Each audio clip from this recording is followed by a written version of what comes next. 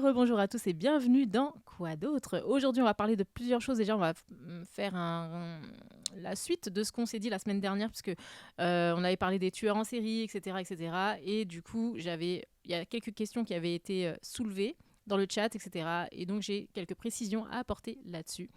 Et puis ensuite, je vais vous parler de deux histoires qui m'ont touchée cette semaine, qui m'ont même bouleversée. Et je me suis dit que ça pouvait être bien d'en parler. Donc voilà, ce sera la minute un petit peu moins cool parce que c'est des histoires assez tristes, mais des histoires qui se sont produites cette semaine et qui sont très tristes, mais dont il faut parler.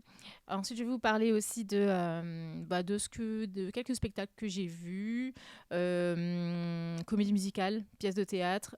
On va parler bien évidemment du biopic sur Michael Jackson que vous avez dû voir passer, enfin vous avez dû voir passer la bande-annonce. Donc ça, on va en parler aussi. Et puis voilà, globalement, je vais répondre à vos questions sur le cours Florent. Ça, je me suis dit que chaque semaine, si vous avez des questions sur le cours Florent, etc., n'hésitez pas. Moi, c'est tellement intense que j'aime trop en parler. C'est trop bien. Donc n'hésitez pas. Et puis, bien sûr, on va parler d'art, de culture et tout ça. Bref, voilà, vous connaissez un petit peu. Et donc, let's go. Qu'est-ce que j'avais à dire pour faire suite à ce qu'on s'était dit sur les tueurs en série. La dernière fois, on s'était dit, mais c'est bizarre, pourquoi les femmes sont attirées par les tueurs, par les monstres aussi, parce que du coup, il y a aussi ce phénomène de femmes qui sont attirées physiquement par des créatures comme Venom, comme Dracula, etc., qui ont une attirance physique et ou sexuelle, ou même par exemple la bête dans La Belle et la Bête, etc. Et donc j'ai creusé un petit peu, parce que j'avais envie de comprendre moi aussi. Et en fait, il y a tout un pan de psychanalyse sur la pop culture qui en parle. Et ça a un nom précis. Ça s'appelle le monster fucking. Et c'est un vrai terme qui est utilisé dans les études culturelles et dans la sexologie. Et ça ne veut pas dire en gros, ça veut surtout dire que c'est un mouvement. Enfin, c'est pas un mouvement, pas du tout. C'est juste un phénomène. Et donc, pourquoi l'idée, c'est de comprendre pourquoi. Et je m'attendais pas à un nom pareil. Ouais, c'est Monster fucking, bah ouais. Parce que vraiment, c'est, comme je vous ai dit, c'est... Alors, ça peut être des hommes aussi, hein, mais c'est une majorité de femmes qui sont quand même attirées en tout cas, charnellement parlant, par des monstres, etc. Et donc, tout ça, c'est dû notamment au fait de ce que représente le monstre, ce que ça symbolise. Et ça symbolise la puissance, ça symbolise aussi un désir incontrôlé, un amour total. Et donc, c'est ce qui fait que, en fait, le monstre, c'est un petit peu l'opposé du mec lisse. Donc, bien évidemment, ça n'attire pas toutes les femmes, mais il y a une catégorie de femmes qui se sent attirées par ce type de profil. Comme dans la vraie vie, en fait, comme les femmes qui aiment les bad boys, qui aiment toutes ces choses-là, l'amour toxique, etc. Attendez, je reprends en même temps. J'essaie de lire. Franchement, moi, je sais pas comment Kevin y fait, mais il arrive à lire les commentaires, enfin le chat, tout en continuant de parler. Vraiment, moi, j'arrive pas à faire ça. C'est très dur pour moi de faire deux choses en même temps. Et donc, oui, ton niveau foot, donc avec tes potes, ouais, ok, je vois très bien. Mais c'est déjà super, vraiment, c'est trop bien de faire du foot. En fait, de continuer à faire des activités physiques quoi qu'il arrive, quoi. Donc après, j'imagine que ça te passionne le foot, donc ça reste pour ça. Ouais, le biopic de MJ, on va en parler. Moi aussi, je peux pleurer, vraiment, vraiment, vraiment. Bundy, il a eu une fille en étant en prison et c'est pas le seul. Mais oui, mais c'est ça. Les Bundy, les Jeffrey Dahmer, Charles Manson, etc. C'est des mecs qui ont reçu des centaines et des milliers de lettres d'amour. Et pour certains qui se sont mariés en prison. Mais on va en parler. Ça, c'est encore un autre phénomène que celui de l'amour pour les monstres et l'attirance pour les monstres. Monster fucking, c'était pas... ouais, je ne m'attendais pas à en parler. Ouais. Toutes celles qui ont couché avec Gérard Depardieu sont atteintes de ça. Excellent. Ouais, faut se poser la question. le fameux monstre sacré du cinéma. Yes. Donc voilà. Et en fait, donc oui, donc en fait, c'est tout ce côté dangereux, etc. Et aussi parce que dans beaucoup, enfin, en gros, ouais, enfin, voilà. Bref, c'est ça, quoi. Et puis oui, c'est vrai que en même temps, les monstres aussi apportent quand même ce truc, en tout cas dans les films, dans le cinéma, apportent ce truc de... en fait, ils défendent quelque chose finalement aussi, hein. Donc Dracula, c'est un méchant, mais il aime à la folie celle qu'il désire. Donc il aime à la folie ou jusqu'à la mort en tout cas. C'est pareil pour Venom. Enfin, ils ont tous des intentions qui sont nobles entre guillemets et qui provoquent cette attirance. Il y a aussi le fait que les monstres, ils sont vrais, c'est-à-dire que c'est des méchants, mais qui s'assument en tant que méchants. C'est-à-dire qu'ils ne cachent rien, ils ne mentent pas sur qui ils sont, à la différence dans la société, enfin dans la réalité, tout simplement, en dehors du cinéma. Y a beaucoup de méchants qui, eux, cachent bien leur jeu. Et donc voilà, en tout cas dans les relations sentimentales et dans ce qui attire visiblement les femmes sur ce côté monstre, etc. C'est un peu tout ça à la fois. Et donc pour les femmes qui sont attirées, alors les femmes et pas que les femmes, je tiens à le préciser, même si ça représente les personnes qui tombent amoureuses des tueurs en série, qui ont une attirance pour les tueurs en série. Parmi ces personnes, il y a 80% de femmes. Donc oui, mais il y a quand même 20% d'hommes. Donc voilà, donc on ne va pas les oublier. Et là, c'est un autre phénomène qui s'appelle la hybristophilie. Voilà. Je ne sais pas si vous connaissiez ce terme. Moi, non. Je crois même que c'est la première fois que j'entends ce terme. Voilà. Et donc ça, c'est l'attirance pour les criminels violents. Ouais, voilà. Ouais, vous connaissiez donc le phénomène, mais pas forcément le terme. Donc voilà, hybristophilie. Et donc, comme je disais tout à l'heure, voilà, les Ted Bundy, etc., donc ils ont reçu des centaines de lettres d'amour. Donc la majorité venait, bien évidemment, comme j'ai dit tout à l'heure, de femmes, pas que. Et en fait, il y a plusieurs raisons à ça. Donc il y a une première raison qui est que, et ça c'est une raison qui se reflète beaucoup, je trouve, à aussi des relations toxiques qui existent en dehors des relations avec les tueurs en série. C'est le côté syndrome du sauveur. Donc il y a beaucoup de femmes, entre autres, pas que des femmes, mais il y a beaucoup de femmes notamment, qui aiment ce côté, qui n'arrivent pas à se défaire du côté de je vais le sauver, je vais le changer, pour moi il va changer, etc. C'est moi qui vais le réparer, avec moi il sera différent, etc. C'est tout ce truc-là qui existe beaucoup et qui est à la base de beaucoup de relations toxiques en fait, où il y a, on le sait, où des femmes tombent amoureuses de bad boys et qui malheureusement se font maltraiter dans tous les sens, mais qui persistent en se disant que non, pour moi il va changer, il m'aime, ceci, cela, etc. Donc c'est pas exactement la même chose. Pour les tueurs en série, on est sur un autre degré, mais voilà. Ensuite, après, il y a aussi le côté... alors, c'est que je me disais aussi, elle pense pouvoir le soigner et le changer. C'est le CF, le syndrome de l'infirmière. Ouais, le côté maternel des femmes avec des cas... oui, avec des cas SOS. Ah oui, avec des cas SOS ou avec des cas SOS. Ok. Mais oui, oui, avec des cas SOS, je dirais, plutôt, effectivement. Ouais, c'est ça. C'est vraiment cas sociaux. Ah, d'accord. Les deux fonctionnent, en tout cas. Mais cas SOS, on pourra dire que c'est plus harmonieux, c'est plus beau, quoi. Des cas SOS. Donc, ouais.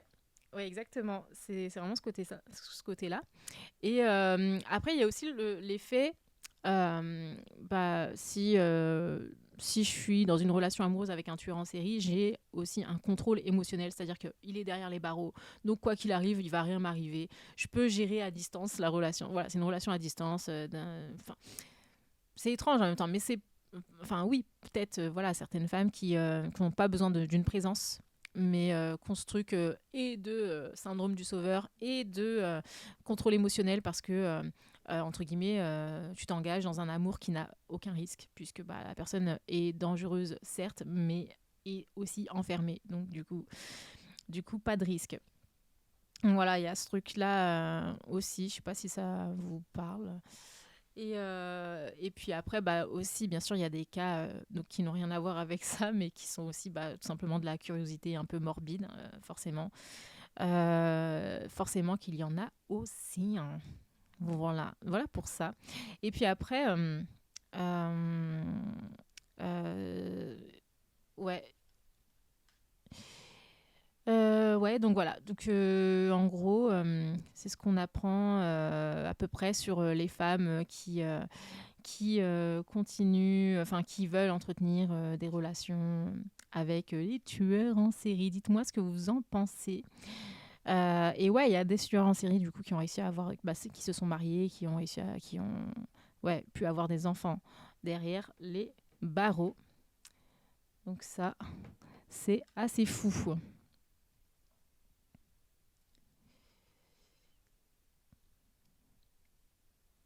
Et alors aussi, moi en fait, je m'étais posé la question de est-ce que je me suis posé la question à moi-même pourquoi je regarde des documentaires sur les tueurs en série et pourquoi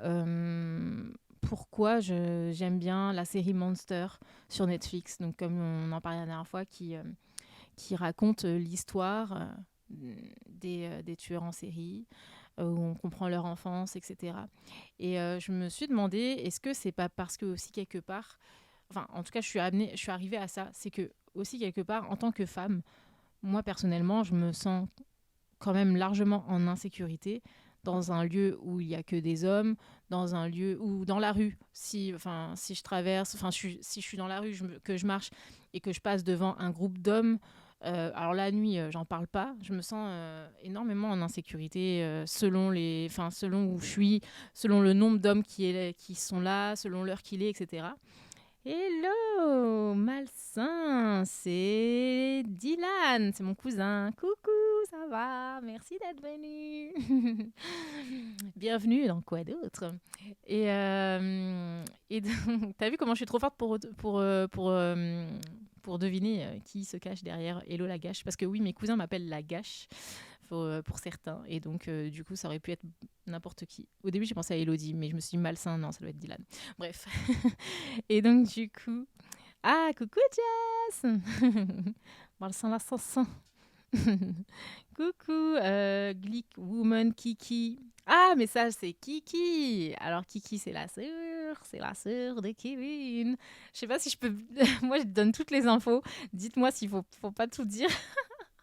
Depuis tout à l'heure, à chaque fois qu'il y a quelqu'un qui arrive sur le chat, je dis alors lui, c'est un tel, il habite là, il fait ci, il fait ça. Je donne trop d'infos. Donc je vais me calmer, c'est mon live. Ah putain, on est 18 personnes, my godness. Faut que j'arrête de regarder le compteur de visiteurs parce que ça me stresse. Coucou, Vicomte et Raoul. Ah, Vicomte, franchement, comment je lis les pseudos, je suis désolée. Vicomte Raoul. Ok, Vicomte, ça fait très Bridgerton. Bonjour et bienvenue. Qui es-tu? Est-ce qu'on se connaît? Ou bien tu es nouveau sur le chat, tu viens de la team Cracks ou pas, etc. 17, désolé, coup d'envoi dans une minute, pas de soucis, Jules. Bon foot et à très vite. On se voit la semaine prochaine si t'es là. Ouais, avec grand plaisir. Oui, peut-être qu'on sera encore là, sans doute, c'est possible. À tout à l'heure. Euh, donc ouais, donc les gars, en fait, pour ceux qui arrivent, la semaine dernière, on a parlé des tueurs en série, etc., et du pourquoi et du comment on aime les tueurs en série, pourquoi on est fasciné, etc., pourquoi beaucoup de femmes tombent amoureuses des tueurs en série, pourquoi pourquoi beaucoup de femmes ont ce truc envers le phénomène des monstres aussi, hein, sont des attirances sexuelles charnelles vers les monstres, etc. Donc on en a parlé, vous avez raté le début du chat, je vais pas tout refaire, désolée, mais il y aura la rediff sur ma chaîne si vous voulez voir le début. Mais en tout cas, là pour finir, moi du coup ce que je disais c'est pourquoi je me suis posé la question de pourquoi j'aime bien les docus sur les tueurs en série, etc., etc. Et donc comme je disais, moi en tant que femme personnellement, je me sens quand même pas mal dans beaucoup de situations, je peux me sentir en insécurité, par exemple dans la rue, quand je marche la nuit, quand je rentre le soir, etc. Si je passe devant un groupe d'hommes, ou je sais pas, tu vois, ça peut être pour plein de raisons différentes. Euh, Ça peut être pour plein de raisons différentes où je peux me sentir en sécurité. Et en fait, quand tu analyses et que tu découvres le fonctionnement et le mode opératoire des tueurs en série dans les séries ou dans les documentaires, quelque part, ça te permet de comprendre comment ils agissent. Et donc, quelque part, ça te sensibilise sur ce sur quoi il faut se méfier. Tu vois, je sais pas si vous voyez de quoi je parle et si vous êtes d'accord avec ça ou pas. Mais du coup, je me suis renseignée et je me suis demandé, est-ce que c'est une pensée large? Est-ce que d'autres gens pensent comme ça? Et ouais, donc j'ai recherché, j'ai fait une petite recherche, etc. Et effectivement, en fait, ça ressort beaucoup. C'est pour ça qu'il y a une majorité de femmes qui regardent aussi les documentaires sur les tueurs en série, et qui regardent, qui se renseignent, etc. Et qui sont, voilà, qui se renseignent en tout cas plus que les hommes. C'est pour ça, ça fait aussi beaucoup partie de ces raisons-là, en fait. Hein. C'est pour se protéger quelque part, c'est pour mieux comprendre ce qui nous fait peur, en fait. Mieux comprendre l'homme fou. Enfin, l'homme fou, non, je dis n'importe quoi, parce que, comme je disais la dernière fois, être un tueur en série, ça peut provenir de beaucoup de choses, dont des traumatismes. Enfin, tueur en série ou tueur tout court, il n'y a pas besoin d'être tueur en série pour voilà, avoir un problème. Mais en tout cas, ouais, ça peut venir de beaucoup de choses, dont des traumatismes, etc. Et c'est pour ça que, comme je disais la dernière fois, j'aime beaucoup la série Monster, parce que la série Monster, certes, elle humanise un petit peu le tueur en série, mais parce qu'elle nous permet de comprendre qu'est-ce qui a provoqué chez lui le traumatisme qui fait qu'il a commencé à être un tueur, etc. et continuer pour en devenir un tueur en série. Donc voilà, en tout cas, en tant que femme, je sais pas si les autres femmes pensent un petit peu comme ça. Je sais pas dans le chat s'il y a d'autres. Enfin, oui, du coup, il y a Jess. Je sais pas si Nao, t'es toujours là. Mais en tout cas, s'il y a d'autres femmes qui pensent un petit peu comme ça, si vous regardez beaucoup les tueurs en série, enfin, les tueurs en série, pas les tueurs en série, mais si vous regardez beaucoup les docus sur les tueurs en série, etc., les séries sur les tueurs en série, et si oui, est-ce que ça vous parle, ce truc de. En même temps, ça nous permet de comprendre leur comportement et du coup de pouvoir les anticiper. Parce que peut-être, même si aujourd'hui, à notre époque, il y a moins de tueurs en série, je pense qu'il y a moins de tueurs en série parce que aussi la technologie a évolué et qu'aujourd'hui c'est tellement plus facile de retrouver les gens que les gens ils commettent un meurtre, c'est difficile pour eux d'en commettre deux, même s'il y en a eu quand même. Alors je regarde un petit peu ce que dit le chat, comme je vous disais, j'arrive pas à faire les deux choses en même temps. Paix et salutations. Salut Asba du Nord, qui es-tu, d'où viens-tu? On est de nature vigilante, donc on continue à se renseigner, effectivement. Oui, tout à fait. C'est comme le pédophile type. Je sais pas si on peut dire pédophile. Ça va me cut ou pas? Bon, bref. Parce que je vois que tu as mis une étoile pour pas que ça se voit. Oui, tout à fait. C'est comme le nain type, genre camionnette blanche et bonbon, alors que c'est souvent tonton Jean-Marc. Ouais, clairement. Et de l'autre côté, beaucoup de mecs ignorent et c'est dommage. Et oui, c'est vrai. Ouais, ouais, tu trouves que beaucoup de mecs ignorent les docus sur les tueurs en série, etc. Moi, c'est vrai que Kevin, à la maison, vu que je regarde, du coup, il regarde aussi. Après, je sais pas, bébé, dis-moi si t'aurais pas regardé, si moi, j'avais pas mis les docus sur Ted Bundy, etc., etc. Est-ce que t'aurais quand même regardé ou pas? Je pense que oui, parce que t'es quelqu'un qui s'intéresse à tout et donc t'es très dans la sociologie, etc. Donc forcément, l'étude des comportements, ça t'intéresse. Donc je pense que si. Ouais, t'aimes bien, forcément. Ouais. Moi, j'adore comprendre les gens et les comportements, donc ça fait partie de ça aussi. On est plus conscient du danger. Ouais, complètement. Je suis entièrement d'accord. Ou du moins, Hervé a fait une pièce de théâtre comique sur Landru, ou du moins c'était une comédie, disons. Ah ouais? Ah ouais, tiens, I don't know, je ne suis pas au courant. Yo, soy un cracks de longue date. Ah, ok, salut. Bienvenue Asba dans quoi un autre. Tu peux le redire même et tu rajoutes mon dîner précieux. Ok, ok. Coucou les murmures de JJ.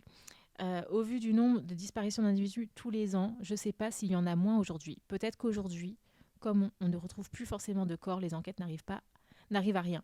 Ouais, oui. Ouais, c'est-à-dire que tu veux dire que en gros la technologie elle a évolué dans les deux sens, c'est-à-dire les méthodes pour retrouver les gens avec l'ADN, etc., etc. Ça a évolué donc on les retrouve plus facilement, mais aussi peut-être les méthodes pour faire disparaître un corps. C'est ça que tu veux dire? Je suis désolée pour ceux qui arrivent sur le chat et qui se disent mais c'est quoi ces conversations ultra morbides. Mais ouais, on questionne les choses, on questionne des petites choses comme ça ici. Dans quoi d'autre? Euh, Ouais, bonne interrogation. En tout cas, moi, je pense vraiment que c'est ouais, le fait qu'aujourd'hui, avec tous les systèmes mis en place, notamment aussi la vidéosurveillance dans les rues, etc. Bref, c'est quand même beaucoup plus facile de retracer quelqu'un, son parcours, enfin, de réussir à trouver la source d'un meurtre, etc. Je pense. Et du coup, je pense que ça joue à la diminution, pardon, on articule Gaël, s'il te plaît, diminution du nombre de tueurs en série. Ouais, ça doit jouer. Qu'en pensez-vous dans le rôle de Landru? Ok, bah je savais pas. Ça marche. C'est quasi impossible de disparaître aujourd'hui. En vrai, Dupont-Ligonnès, c'est une exception. Mais franchement, Dupont-Ligonnès, c'est quoi vos théories sur Dupont-Ligonnès? Franchement, vous pensez qu'il est mort ou vous pensez qu'il ne l'est pas? Attendez, je regarde ma maman. Elle m'a envoyé un message. Ok, bah, je vous répondrai après. Ouais, c'est quoi vos théories sur Dupont de Ligonnès? Est-ce que tout le monde connaît cette histoire ou pas? Mais c'est assez fou. Franchement, moi, ma théorie, franchement, je pense. Bah, en fait, j'ai deux théories, donc bon, ça, voilà. Je vais pas vous éclairer plus que ça, et je pense que c'est les théories de tout le monde. Je pense, soit il est mort dans la forêt dans laquelle il s'est enfui, c'était dans une sorte de forêt ou une montagne, je sais plus, où on a perdu sa trace. Je pense qu'il soit il est mort là-bas, ou soit, ben, le gars, il est loin, hein, il est à Bali ou je ne sais où, et effectivement, il coule des jours heureux quelque part avec Tupac. Ouais, maybe, perhaps. C'est fort probable, en tout cas, ouais. Je sais pas. C'est bizarre, hein. Enfin, c'est fou quand même. C'est fou. J'espère qu'on le retrouvera. Vraiment. En France, environ 70 000 personnes disparaissent chaque année, tout âge confondu. Je vous laisse vérifier. Dont 40 989 signalements de disparition de mineurs en 2023. Ouais, ça c'est chaud. Les disparitions de mineurs, ça peut être tellement... Enfin, je sais... Enfin, ouais. Disparition de mineurs, genre inexpliquée, quoi. Ouais. Ça peut malheureusement être beaucoup les réseaux criminels, les réseaux pédocriminels, etc. Je ne sais pas. En tout cas, ouais, ça vaut le coup de se pencher sur le sujet et de voir, d'essayer de creuser un petit peu tout ça. Peut-être que je préparais un truc pour un prochain quoi d'autre. Après, je ne vais pas te mentir, je compte pas sur la police française pour le choper. Ouais. Ouais, bah je sais pas, parce que c'est pas la police qui gère, je pense, c'est la gendarmerie. Après, oui, j'imagine que tu englobes les deux. C'est tellement pas les mêmes services que ça veut rien dire. Je dis ça parce que mon frère, il travaillait, lui, à l'Institut de recherche criminelle, donc l'IRCGN. Donc, en gros, la police scientifique, mais de la gendarmerie en France. Et ouais, je peux vous dire que c'est quand même autre chose, hein. C'est parce que du coup, nous, les familles, on avait eu l'occasion de venir visiter les locaux de l'IRCGN. Et c'est incroyable. Et tu sens que, ouais, on est sur un autre level quand même de recherche criminelle.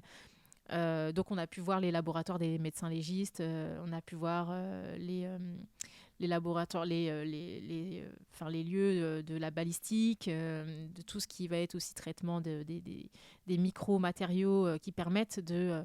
moi, c'est ce que faisait mon frère, c'est-à-dire que lui, il étudiait les micro-matériaux. Donc, admettons, je sais pas, on retrouve sur le lieu d'un crime une chaussure.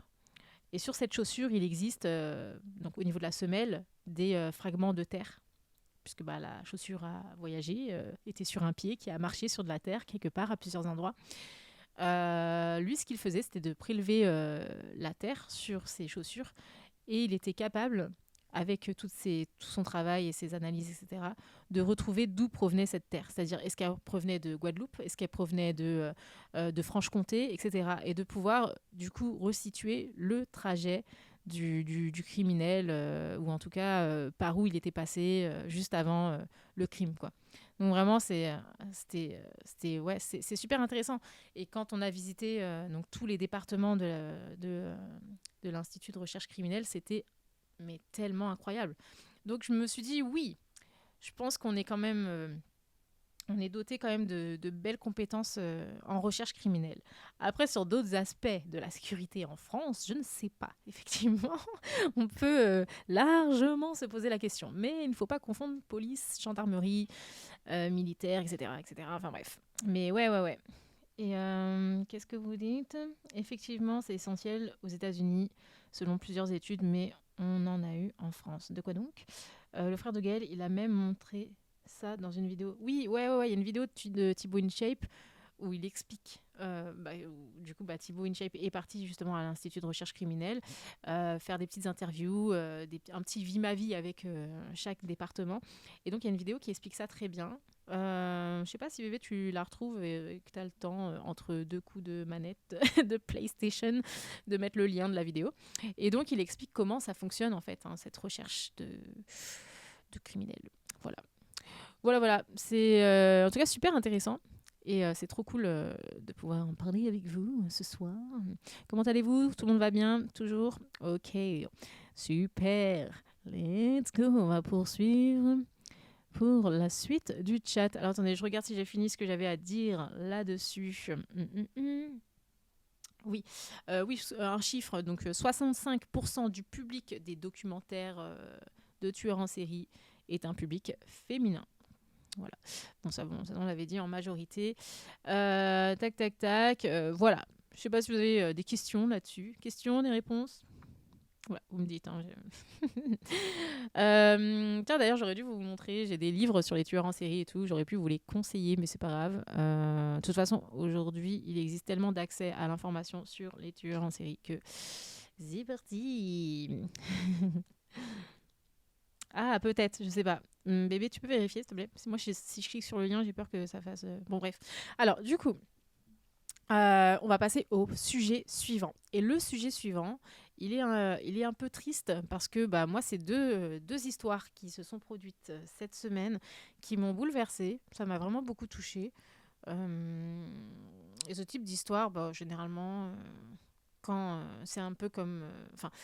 quand je vois ça, moi, je suis obligée d'essayer de comprendre ce qui s'est passé. Bref, il s'agit de deux suicides qui ont eu lieu cette semaine. Le premier, donc en fait, pour resituer un petit peu, donc c'est deux histoires donc deux suicides très différents, mais qui en fait soulèvent à peu près les mêmes questions. D'un côté, il y a un homme isolé qui se sentait isolé et qui parlait à une IA. Donc c'est pas le premier cas de suicide où une IA est entre guillemets impliquée. Je vais revenir dessus. Et de l'autre côté, c'est un joueur NFL, un joueur de NFL qui avait 24 ans, qui s'appelle Marshawn Nyland et qui, alors qu'il est en pleine saison NFL, tout va bien, il venait de marquer un touchdown, etc. le week-end dernier, s'est donné la mort du coup, juste après cette performance de fou qu'il a faite le week-end d'avant. Et donc voilà, alors donc je vais vous parler du premier cas, donc le jeune de 22 ans, 22 ou 23 ans, je ne sais plus, qui s'appelle Zane Shamblin. Et donc c'est un jeune homme américain qui était passionné de technologie, qui vivait seul et qui discutait avec une IA. Il me semble que c'était ChatGPT, mais je veux pas me tromper. Non, c'est cette vidéo avec le frère de Gaël. Ah, ok, super, merci bébé. Voilà. Oui, il y a plusieurs personnes dans la vidéo, je crois, mais je ne sais plus à quel timecode. Ah bah voilà, 6:39, mais t'es trop fort, bébé. Merci. À 6:39, on y voit David, mon grand frère. On a 1 an et demi de différence, voilà, si vous voulez tous savoir. Et donc, en fait, ce Zayn Chamblin, donc qui a 23 ans, donc le jour de sa mort, c'est vraiment trop triste. Il était dans sa voiture et en fait, il était à deux doigts de passer à l'acte et il a commencé à discuter avec ChatGPT, donc si je dis pas de bêtises, mais je vous repréciserai ça. Mais normalement, c'est ChatGPT pour lui expliquer qu'il souhaitait se donner la mort, etc. Et ce qu'a fait l'IA, c'est l'IA ne l'a pas découragé, l'a même presque encouragé. Et donc, il y a les exemples de la conversation sur Internet. Je sais pas, j'ai oublié de les sortir. Bref, c'est très perturbant, puisqu'il explique à l'IA, bah voilà, je pense que c'est l'heure de l'adieu. Et en fait, il a discuté avec ChatGPT pendant, pendant au moins 2 ou 3 heures avant de finalement passer à l'acte. Et l'IA lui a juste dit, bah écoute, c'est pas... je pense que tu es prêt, je suis avec toi. Enfin, vraiment, l'a presque encouragé à passer à l'acte. Et donc, là où l'IA aurait pu lui dire non, t'es pas seul, appelle, je sais pas moi, appelle ta mère, appelle ton père, appelle un tel. Là où l'IA aurait pu essayer de le renvoyer vers, je sais pas, quelque chose de plus positif, bah pas du tout, en fait. Et, euh, et du coup. Et ouais, et donc voilà. Et donc, ça m'a vraiment perturbée. Je sais pas ce que vous en pensez. Et donc, c'est pas le premier suicide qui est, qui est, euh, qui est, euh, qui est en lien avec une IA. Alors, c'est pas à cause de l'IA que ce jeune, malheureusement, s'est suicidé. C'est bien sûr, je pense pas lié à ça, mais sans doute lié à bien d'autres traumas. Mais ce qui est dommage, c'est que l'IA n'a rien fait pour le décourager et au contraire lui a dit, je crois que le dernier message c'était allez, pas de souci, je suis avec toi, on se retrouve de l'autre côté, etc. Enfin vraiment, quand vous voyez, vous pouvez trouver sur Twitter ou je sais plus, sur Internet en tout cas, vous pouvez trouver des exemples, des exemples, le, des retranscriptions de la conversation. Et vraiment, c'est glaçant, quoi. C'est très triste. Et donc là, c'est là que tu te dis, bah, en fait, les IA... aujourd'hui, la solitude, elle est technologique, quoi. Là où avant... tu te tournais plus facilement, je pense, peut-être vers quelqu'un d'autre. Aujourd'hui, tu te dis faussement que tu as eu quelqu'un qui, quoi qu'il arrive, quelqu'un à qui tu peux ne rien cacher parce que une IA ne va pas te juger, entre guillemets, et bah tu peux lui parler et donc tu vas te confier à cette personne, sauf qu'une IA, c'est pas fait pour ça, et une IA n'a pas d'émotion et ne gère pas les émotions. Donc même si l'IA va comprendre ce que tu es en train de lui dire, il va aller au plus simple, au plus rationnel, etc. Et l'IA va agir en contradiction avec le côté émotionnel. Donc c'est très très triste. C'est là où on devrait paramétrer des alertes dans les IA. Par exemple, dans ce genre de cas, faire une alerte au secours environnant. Mais oui, mais c'est clair. Mais je comprends pas pourquoi ça n'existe pas déjà. Ça me fait penser au film Her, qu'on n'a pas vu. Oui, franchement, j'ai trop envie qu'on le voit, bébé, ce film. Mais il est sur Prime, mais je crois qu'il est payant, donc c'est relou. Sérieux, regardez-le. Il est presque beau. En tout cas, je trouve que c'est un très bon film. Ouais, je suis d'accord. Enfin, en tout cas, c'est pas la première fois qu'on nous le dit. Après, l'IA n'a pas de conscience ni même de définition propre à l'existence d'un individu. Ouais. C'est le lien de quoi, bébé? J'ai pas compris. Ouais, c'est ça. En fait, l'IA n'a pas de conscience ou surtout... En fait, l'IA va comprendre l'émotion, mais ne peut pas... va imiter, pardon, l'émotion, mais ne peut pas comprendre l'émotion. Donc, du coup, elle est paramétrée pour imiter, quoi. Elle peut pas comprendre, et donc si elle ne comprend pas, elle ne peut pas t'aider dans le bon sens. Et donc voilà, donc c'est assez triste, et je trouve que ouais, c'est assez symbolique de notre époque. Pardon. Parce qu'on est hyper connecté, mais émotionnellement, on est complètement débranché. Donc voilà, donc voilà, moi ça m'a vraiment blessée, ça m'a touchée, vraiment. Je sais pas si ça vous touche tout autant, mais en fait je me suis dit, c'est tellement triste d'imaginer un jeune en tel désespoir qu'il est seul dans sa voiture à parler à une IA pour essayer d'avoir un moyen d'accroche, de recours, et que, à part l'IA, pendant 2 ou 3 heures, ils ont discuté pendant 2 ou 3 heures quand même, en pleine nuit, donc il était 1 h du matin, il s'est suicidé vers 3 ou 4 heures du mat. Enfin, j'imagine, enfin, quand j'imagine la détresse qu'il a dû avoir, ça me rend vraiment très triste de me dire qu'il a pu en arriver à ce tel niveau de désespoir pour, pour en finir. C'est vraiment trop triste. Enfin bref, moi, c'est des histoires qui me perturbent énormément. Et puis, on a le cas de Marshawn Leland, donc, qui est un joueur de NFL des Dallas Cowboys, très exactement, qui est un joueur qui était un joueur donc, qui était respecté, qui était talentueux, qui était très apprécié, qui avait accompli une performance sportive extraordinaire le week-end avant de s'être donné la mort. Donc en gros, tout allait bien en apparence et pourtant il s'est tiré une balle, lui aussi dans sa voiture. Non, pardon, je pense pas dans sa voiture, mais pas loin. Enfin bref. Et pareil, là, il n'y avait aucun signe avant-coureur, même s'il y avait tous les signes qui pouvaient laisser prétendre que tout allait bien. Et c'est là que...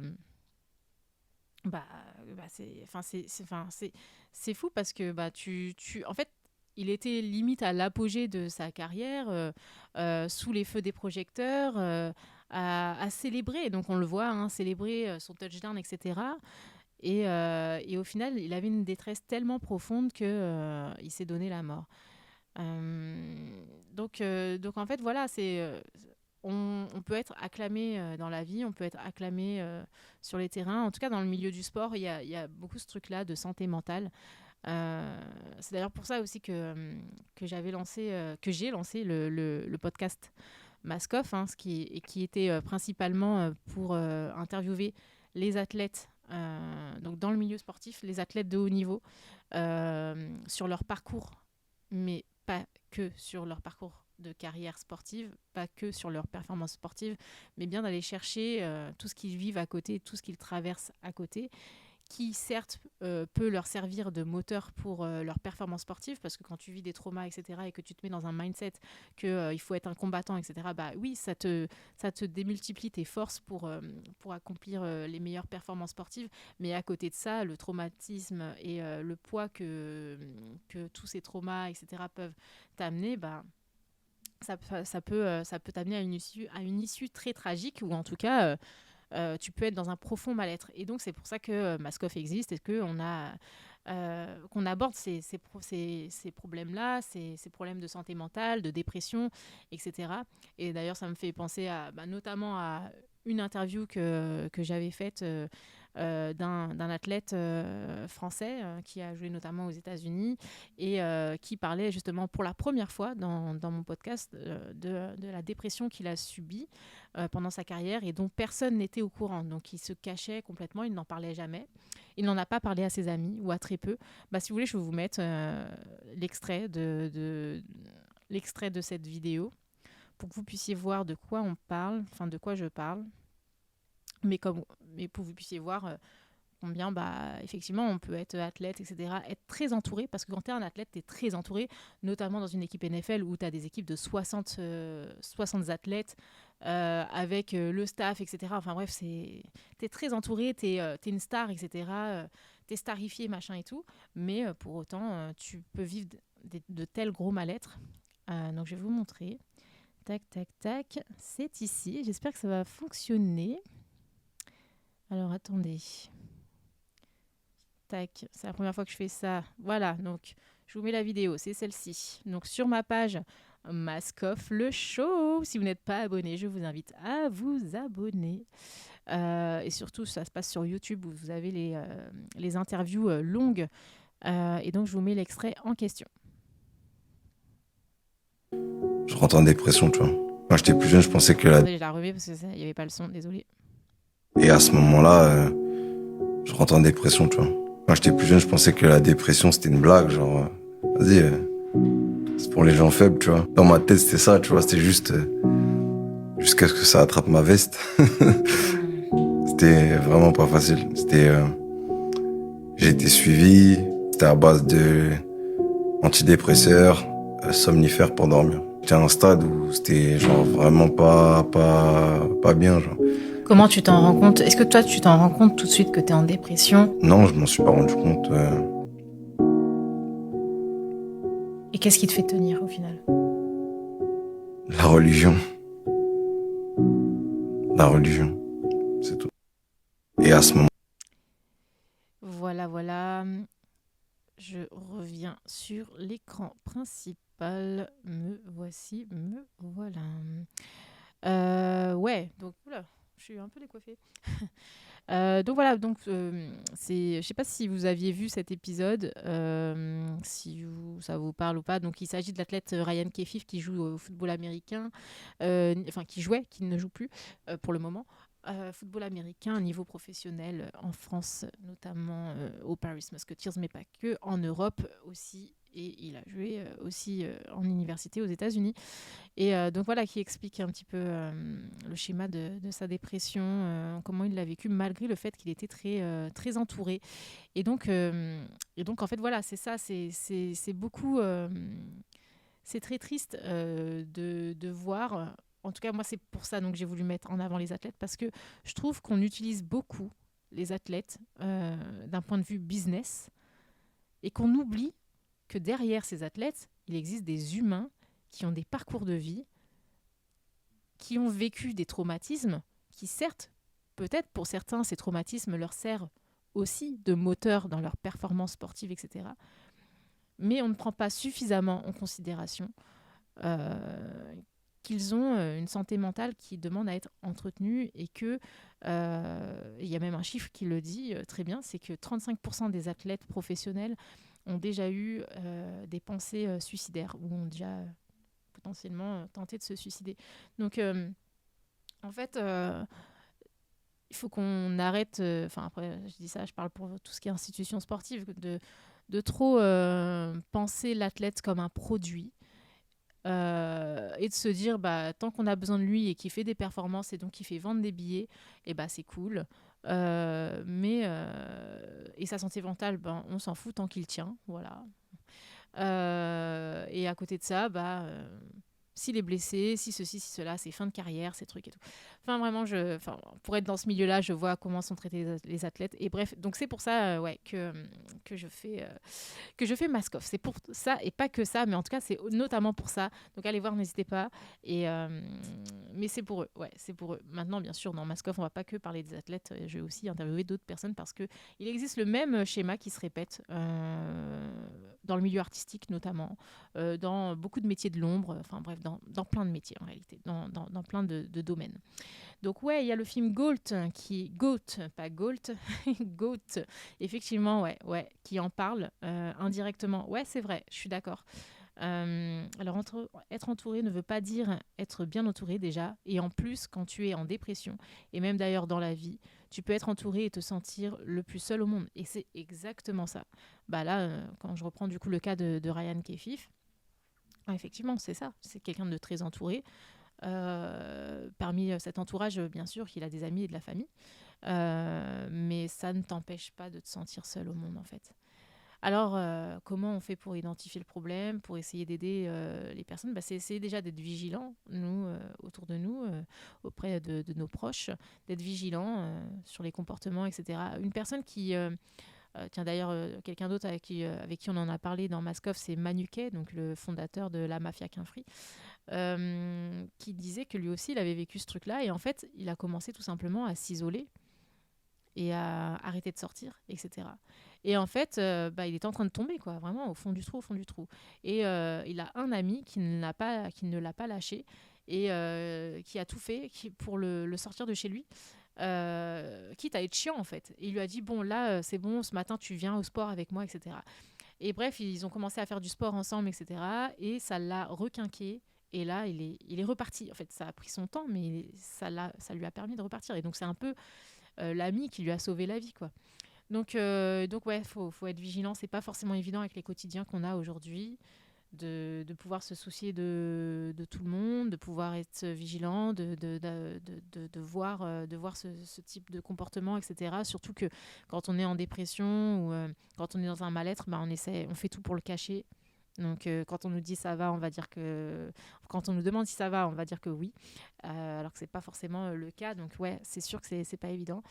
Les réseaux sociaux, bah, bien sûr, apportent encore plus ce truc-là. Où bah, sur les réseaux sociaux, il faut montrer tout ce qui est bien, tout ce qui est stylé, qui est beau, etc. Ou alors, faut rien montrer. Si t'as pas des trucs stylés ou quoi à montrer, bah tu me mets pas. Enfin, en fait, ça entretient ce truc-là. Et pour le peu de ceux qui mettent un peu des trucs tristes, bon bah là, ils sont aussi pointés du doigt. Donc en réalité, on sait pas.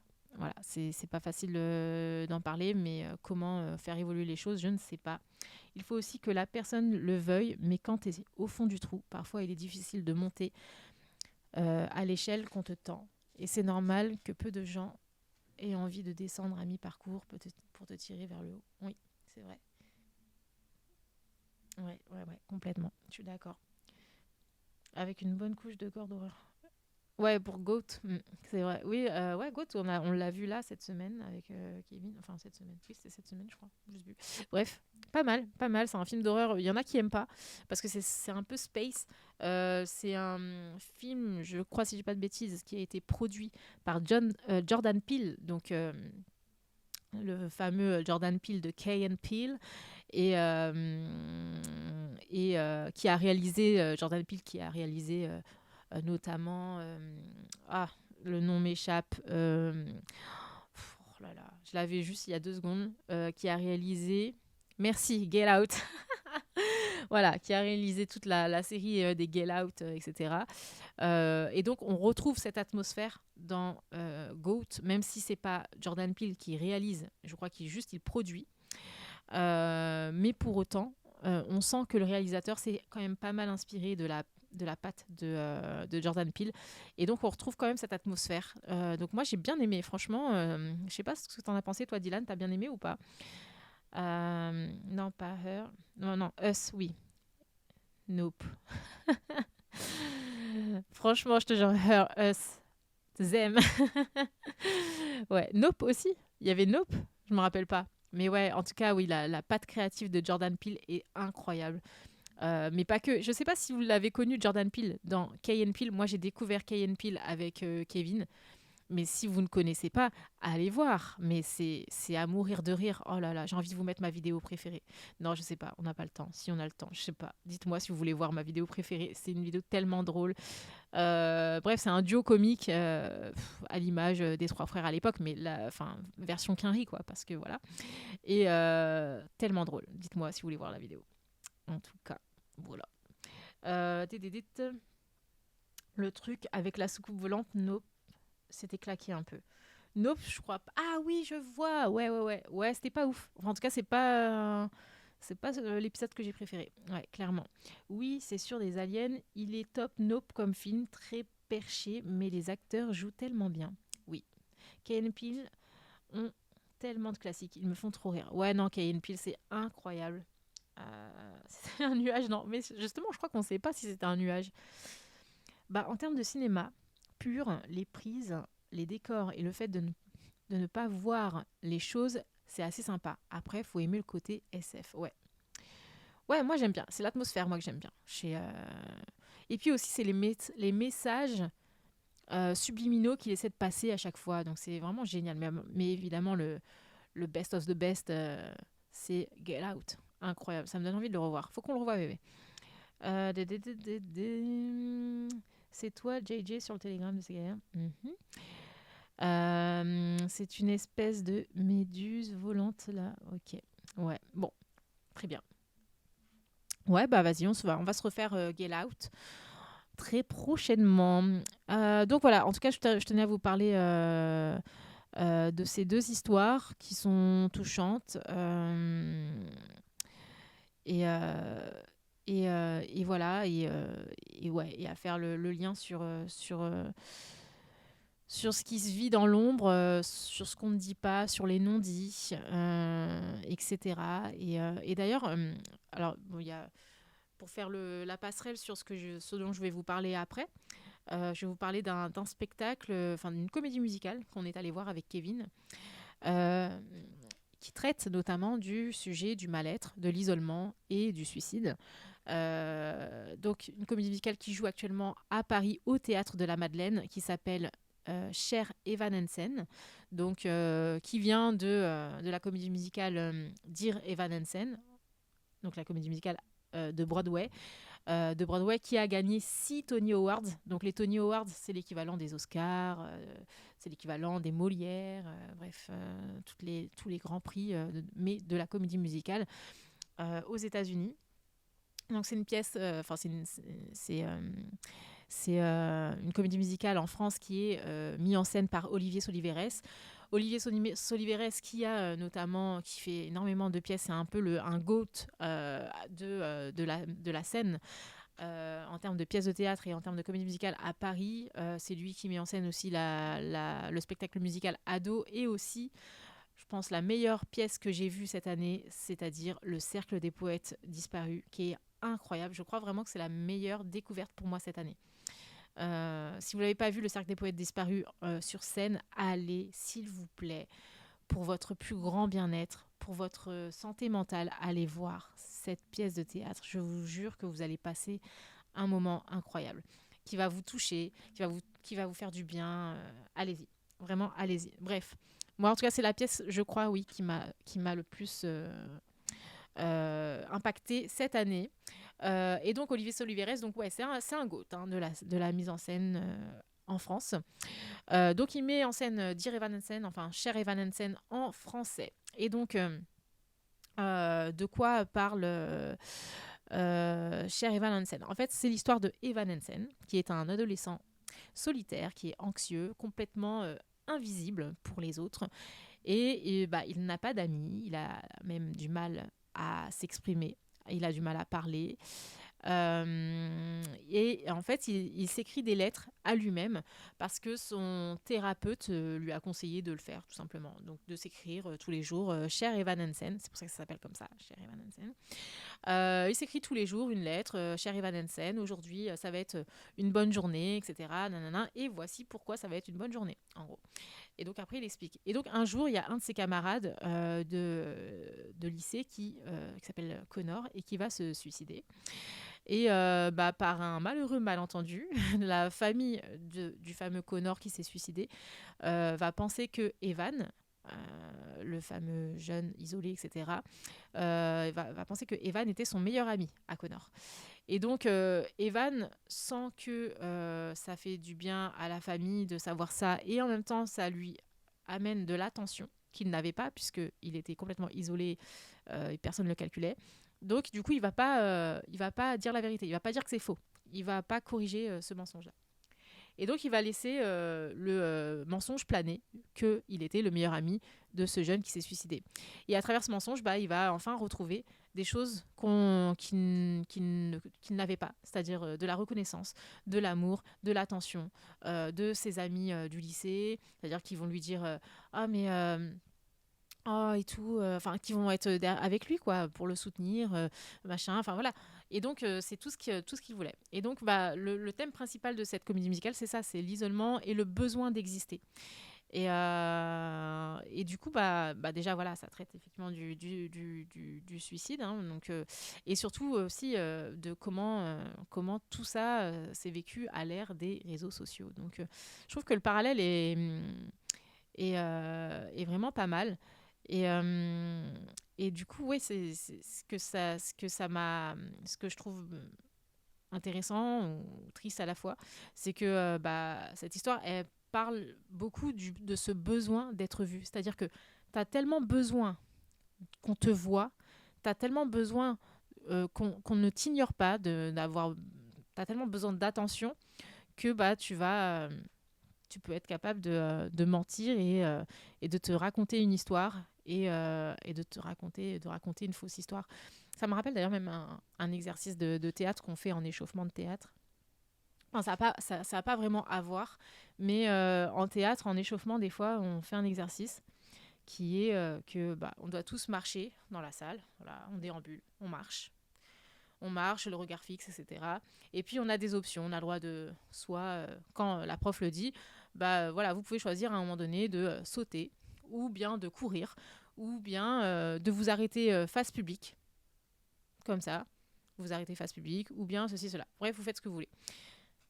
Et en fait, cet exercice, il sert à apprendre à vivre avec les autres sur scène. C'est-à-dire, tu vas croiser quelqu'un, ça va produire quelque chose chez toi.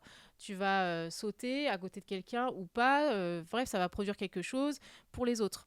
Tu vas t'arrêter face public, à regarder donc le public, et quelqu'un d'autre va s'arrêter à côté de toi. Et ensuite, en fait, à partir de là, il se passe un truc, et c'est vrai, donc pour l'avoir fait, donc tu t'arrêtes face publique et tout, les gens déambulent et tout, et puis il y en a un qui se met à côté de toi, puis un autre. Et toi, tu décides de rester face publique, et puis là, t'en as un qui part, donc il était à côté de toi, il s'en va, et le deuxième qui était à côté de toi, pareil, il s'en va. Et en fait, la prof, ce qu'elle nous a dit de bien, enfin, ce qu'elle nous a dit et qui était tellement vrai, c'est pas facile, ce truc-là, quand tu t'es là, face publique, que tu as deux personnes qui se mettent à côté de toi, tu te sens d'un coup fort, tu te sens accompagné, et d'un coup ces deux personnes-là t'abandonnent, tu vois. Et elle nous a dit, mais ça, ce que vous faites là, c'est pas facile à vivre en réalité, ce truc d'abandon. Vous êtes là, vous êtes face publique et tout, qui est un exercice pas facile d'être face publique comme ça, que tout le monde te regarde et tu fais rien. Et quand tu te sens, tu te fais abandonner, c'est douloureux à vivre, mais il se passe déjà quelque chose à ce moment-là, c'est-à-dire quand tu vis ce truc-là, il se passe quelque chose pour toi en termes d'émotion, et donc ça alimente ton jeu à ce moment-là. Parce que tu vas pas faire ton face public de la même façon que si tu es seul, abandonné, tout de suite abandonné par quelqu'un, ou accompagné par quelqu'un. Bref, je sais pas si vous voyez où je veux en venir. Bref. Et tout ça pour dire qu'effectivement, ce sentiment de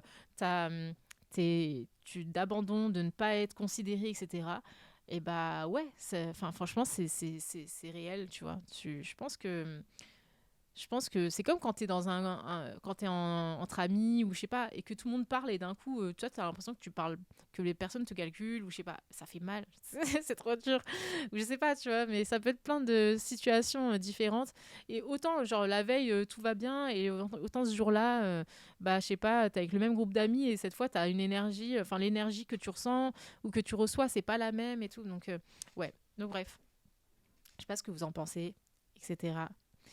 Ouh là là, ça spoil. Non, ça spoilait pas. Dire Van Hansen, non, j'ai pas spoilé. En réalité, je t'ai donné juste le pitch. Quand je me sens comme ça, je sors pas. Ouais, quand tu sens que t'es pas dans une bonne énergie. Ouais, je vois. Je vois ce que tu veux dire. Ouais, ouais, ouais. Mais moi, des fois, je me sens... tu vois, moi, en fait, des fois, je me sens pas non plus dans une bonne énergie. Et des fois, c'est chiant parce que des fois, t'as prévu un truc, et tu te dis, enfin, t'es obligé d'y aller. Enfin, t'as prévu, c'est prévu, tu dois aller voir tes potes ou je sais pas quoi. Et là, le jour où tu dois le faire, t'es genre 1 heure avant de partir, t'es en mode non, j'ai pas envie d'y aller, enfin, flemme et tout. Et ça, c'est bien relou. Et je sais plus pourquoi je disais ça, mais en gros, moi, quand c'est comme ça, je me fais violence et j'y vais. Parce que je me dis, en réalité, si ça se trouve, je vais être surprise. Tu vois, je vais être surprise, ça va bien se passer, ou finalement, mon énergie, au lieu de continuer à être terne, elle va se revigorer. Et c'est souvent ce qui se passe en réalité, tu vois. C'est quand même rare les fois où, euh, où moi, par exemple, en tout cas, je prends mon exemple, où je suis dans une mauvaise énergie et que je sors quand même, et que après, c'est encore pire, tu vois. C'est rare. Mais ça a pu arriver quand même, hein. Ça a pu arriver où tu es dans une mauvaise énergie, tu sors quand même, tu vas voir les gens, tu sais que tu n'as pas envie, mais tu y vas. Et au final, tu regrettes presque d'avoir fait cet effort. Ouais, ça peut arriver quand même, bien sûr. Mais dans la plupart des cas, je suis plutôt surprise agréablement. Et surtout, la meilleure config, c'est quand j'ai rien prévu et que j'ai un truc qui me tombe là, comme ça, qu'on m'appelle ou qu'on me dit, on m'envoie un message et qu'on me dit, tiens, tu fais quoi là, t'es dispo ou pas, viens, dans 1 heure, j'ai ça. Alors que toi, t'es posé, t'es en pyjama chez toi et tout, t'es bien. Et en fait, généralement, ça, quand je reçois ce type de message, ça dépend vraiment, mais quand même, parce que ça dépend si j'ai un truc à faire juste après, ou si vraiment, vraiment, c'est mort, je suis KO de ouf et tout. Mais la plupart du temps, sinon, c'est vas-y, j'y vais. Parce que je me dis, tiens, si ça se trouve, ça va être la bonne surprise de cette journée et que je vais faire une rencontre particulière qui va m'apporter tel truc particulier ou que je vais avoir je vais ressentir tellement de bonnes énergies, de bonnes vibes, etc., que ça va me faire du bien, je sais pas. En fait, je me dis, vas-y, je tente la carte de on va aller à la rencontre de l'inconnu. Et souvent, c'est dans l'inconnu qui se passe des trucs de ouf ou des trucs cool ou des trucs où tu te dis, mais punaise, heureusement que ce jour-là, j'y suis allée, tu vois. Donc voilà, je sais pas ce que vous en pensez. Est-ce que ça vous est déjà arrivé ou pas? Quand je me sens comme ça, je ne pas. Ouais, parce que je sais que déjà, je vais être paro. Si je me sens, si je me sens à l'écart, pour le coup, dans mes groupes, quand un est comme ça, on respecte et on comprend. Et si ça change d'avis, on va le voir. Ouais, je comprends. J'ai connu ça, je le fais plus. Ah, tu veux dire quoi le fait de sortir quand même malgré que tu sois en mauvaise énergie, etc. Et les autres, alors, vous faites comment, vous? Parce qu'en vrai, c'est une vraie question. Moi, là, je vous donne mon exemple à moi, mais en réalité, je sais pas comment fonctionnent les autres sur ça. Je sais que Kevin, par exemple, lui, il déteste Enfin, il déteste. Non, c'est pas il déteste, mais genre, tout ce qui est soirée, enfin, événement imprévu, genre, on l'appelle là comme ça à la minute pour lui dire, ouais, il y a ça, tu viens ou pas? Enfin, viens. Même si c'est un bête d'événement, généralement il va dire non, tu vois. Il va botter en touche. Alors que moi, vraiment, je tout l'inverse. Je vais plutôt dire, bah vas-y, ok, j'y vais, tu vois. Donc, je sais pas. Parce que je me dis, je sais pas, comme je vous ai dit en fait. Je me dis comme je vous ai dit. J'arrive pas à voir le timecode du live. Je sais pas à combien de temps on est. Pourquoi je le vois pas? Tac, tac, tac. Ah si, c'est bon, pardon. Oh, 1h21. Eh ben, très bien. Donc voilà. Donc en tout cas, je vous conseille, oui, Dylan, vas-y, va voir Sherry Van Hensen. Les autres aussi, allez-y. Franchement, vous allez passer un bon moment. Ça chante, oui, donc évidemment, ça chante, ça danse pas trop. Ça danse pas trop. Juste, ça chante et ça joue. Ça joue super bien. Ça chante super bien. Le premier rôle est tenu par un ancien du cours Florent. Donc, autant vous dire que ça joue bien. Et ouais, vous allez passer un bon moment. Ok, allez-y, vous me direz ce que vous en pensez. Est-ce que vous allez souvent voir des comédies musicales ou pas?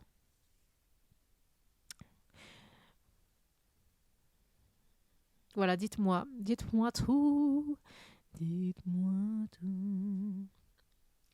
Je sens que Kevin il s'est commandé à manger là parce que j'ai entendu que ça a sonné. Donc ça me donne faim. Pas assez, Kiki. Mais oui, mais parce que vous habitez loin. Mais sinon, mais ouais. Et surtout, oui, ça peut être coûteux aussi. Ça peut être coûteux. Bon app, le cas. J'entends là, il y a un sachet, là, il est en train d'ouvrir un sachet, je ne sais quoi. J'ai hâte de savoir ce que c'est parce qu'évidemment, j'imagine qu'il en a pris pour moi. Et je commence à avoir faim. Je sais pas si vous avez mangé ou. Oui, c'est prévu. Ok. Ouais, bah allez voir Kiki. Si t'es chaude pour une comédie musicale, je te conseille vraiment Sherry Van Hensen en ce moment. Après, il y a le Fantôme de l'Opéra aussi qui joue là en ce moment. Nous, on n'est pas encore allé voir. Donc, j'ai bien envie de voir parce que c'est un classic shit de Broadway qui est incroyable, en tout cas à Broadway. Là, ils viennent de faire donc une adaptation française, mais apparemment, à vérifier, l'adaptation française n'est pas 100% legit par rapport à la version Broadway donc, et à la version londonienne. Mais en tout cas, si vous voulez voir la vraie version qui est ouf, bah, allez à Londres. Je dis ça comme si c'était facile. J'aimerais trop pouvoir aller à Londres comme ça aussi, mais non, on peut pas. Mais ouais, Fantôme de l'Opéra. Qu'est-ce qu'il y a d'autre? Attendez. Que je peux vous conseiller. Oui, les producteurs aussi. Les producteurs très très cool, mis en scène par Alexis Michalik, qui met en scène aussi Passeport, la pièce dans laquelle joue Kevin Razi, que vous connaissez très très bien, entre autres. Mais oui, les producteurs, c'est vraiment pas mal aussi. Donc voilà, à choisir, ouais, je dirais l'un ou l'autre. Il y a Chicago aussi en ce moment qu'on va aller voir avec en premier rôle. Je sais pas si c'est en premier rôle, mais en tout cas dans les premiers rôles, il y a Shaim qui joue. Bonne idée, je ne sais pas. Je suis pas sûre. Parce que c'est jamais vraiment une bonne idée de prendre un chanteur pour jouer. Pour jouer. Parce que la comédie musicale, c'est avant tout du jeu. Mais après, on peut être surpris parce que des fois, il y a aussi des chanteurs qui savent jouer très bien. Donc, dans ce cas-là, oui, à voir. Ouais, voilà, merci pour le récapitulatif. Baby. Non, mais on est allé voir Casse-Noisette, MDR, rien à voir. Ok, je sais pas c'est quoi Casse-Noisette. Enfin, en tout cas, je ne l'ai pas vu. Et voilà. Mais ouais, why not hein. Bah, en tout cas, oui. Demandez-moi la prochaine fois si vous allez voir un spectacle, je vous donnerai ce qui se fait de bien en ce moment. Mais pour les pièces de théâtre, en tout cas, allez voir, comme je vous l'ai dit tout à l'heure, Le Cercle des Poètes Disparus. Ou alors, il y a une autre pièce que j'ai à vous conseiller et dont je vais vous parler tout de suite, qui, je crois, ne joue plus pour l'instant en Île-de-France, donc voilà, mais joue en tournée actuellement sur toute la France, à peu près, je ne sais pas, vous vérifierez si ça vous intéresse. Et c'est une pièce qui s'appelle Barbershop Chronicles, une pièce où... donc qui vient aussi des pièces de Broadway, il me semble, si je dis pas n'importe quoi. Et donc en fait, le barbershop, c'est une pièce en fait qui se passe dans des salons de coiffure, etc. Un peu partout dans le monde, puisque à l'origine, enfin un peu partout dans le monde, à l'origine, la pièce se passe dans des barbershops un peu partout dans le monde. L'adaptation française veut que, bah, du coup, forcément, pour que ce soit raccord avec le public francophone et que le public francophone puisse, du coup, se reconnaître dedans, se passe notamment au Burkina Faso, se passe au Cameroun, bref, dans plusieurs pays d'Afrique. Donc vraiment bien. Et c'est une pièce où il y a plusieurs hommes, donc majoritairement vraiment il n'y a que des hommes sur scène, il y a juste une seule femme, où ça va traiter des sujets dont les hommes ne parlent pas. C'est vraiment un très masculinité, etc. Des sujets dont les hommes ne parlent pas dans le quotidien, mais dès qu'ils se retrouvent dans un cercle ou dans un cadre où ils se sentent bien et à l'aise, ils vont parler de ces sujets-là. Donc c'est humoristique, mais pas que. C'est très touchant. Vraiment, c'est drôle, touchant, c'est bouleversant, c'est très beau. Vraiment, j'ai passé tellement un bon moment parce qu'en plus dedans on a Clyde, un ami qui joue notamment dans Passeport d'Alexis Michalik aux côtés de Kevin. Qui joue aussi dans Barbershop Chronicles. Et en fait, ce qui m'a moi beaucoup touchée, c'est déjà toutes les influences musicales, vestimentaires, en lien avec les époques, enfin l'époque dans laquelle ça se joue, en lien avec les lieux d'Afrique où ça se joue, les attitudes des acteurs. Il y a beaucoup de musique aussi, vraiment. Donc, il y a même des moments un peu chantés, un peu dansés, avec ces attitudes afro qui sont incroyables. Vraiment, c'est un spectacle, c'est une pièce où on passe un très bon moment, où on apprend des choses, où on est touché et où en plus on rigole. Donc je vous la conseille, c'est très pro, très carré et c'est vraiment pas mal du tout. Non, Barbershop nous vient d'Angleterre. Ah, ça vient d'Angleterre, autant pour moi. Ouais, je me disais que je disais une bêtise au moment où je le disais. Merci bien. Donc voilà, donc je vous conseille Barbershop Chronicles. Ils sont en tournée en ce moment dans la France, donc peut-être qu'ils seront en tournée en Île-de-France. Et si ça vous parle, allez-y, les yeux fermés. Voilà pour ça. Ensuite, je voulais vous parler de... Je ne sais pas si vous avez vu. Je pense que vous avez vu. Et si vous n'avez pas vu, bah, c'est pas normal. Est-ce que vous avez bien vu la bande-annonce du film, d'un des films les plus attendus de l'année 2026? Est-ce que vous savez de quoi je parle? De quel film je parle? Une petite idée? MJ, eh oui, tu es gagnant Malsain 9-7, bravo, tu gagnes le droit de continuer de participer sur le chat. Michael Jackson. Tu l'as pas respecté. Michel Jackson. Exactement. J'avais vu le lac des Cygnes et c'était exceptionnel. Ah ouais, mais mon rêve de voir le lac des Cygnes, j'espère qu'un jour, quelqu'un m'emmènera à l'opéra. Peut-être à l'opéra pour voir le lac des Cygnes, je ne sais pas. C'est mon rêve. J'ai jamais vu de ballet et vraiment ce serait un rêve de voir un ballet. À suivre. Et donc en tout cas, Michael Jackson MJ, donc Michael, le titre du film, Michael bien sûr, mais ça s'écrit Michael. Incroyable. Je sais pas c'est quoi vos attentes vous par rapport à ce film. Moi, j'ai trop hâte que ça sorte. Surtout que, je sais pas si vous avez vu, notamment Music Feelings, le créateur de contenu, qui en parle très très bien. Surtout qu'on avait eu un premier biopic il y a plusieurs années qui était genre juste un flop complet. Bref, je sais pas si je sais même pas si ça vaut le coup d'en parler. Rien que l'acteur qui était maquillé avec une espèce de peinture blanche chelou pour représenter la peau de Michael, mais vraiment. Bref, donc là on est sur un biopic qui divise déjà, parce que certains disent ouais non, comme la famille de Michael a dû un peu trop dire son mot sur l'histoire, sur le film, pour aussi se protéger. Peut-être que le film du coup a été un peu trop sous contrôle de la famille de Michael, et que donc on n'aura pas une entièreté de ce qu'était Michael, de sa vie, etc. Donc ça divise un petit peu. Et tout autant, il y a des gens comme moi qui sont en mode les gars, ça va être un truc de fou. Moi, personnellement, déjà, rien que le fait que ce soit le neveu de Michael Jackson qui interprète du coup Michael Jackson, et je parle bien de Jafar Jackson. Déjà en termes de ressemblance, on est clairement sur quelque chose de très similaire.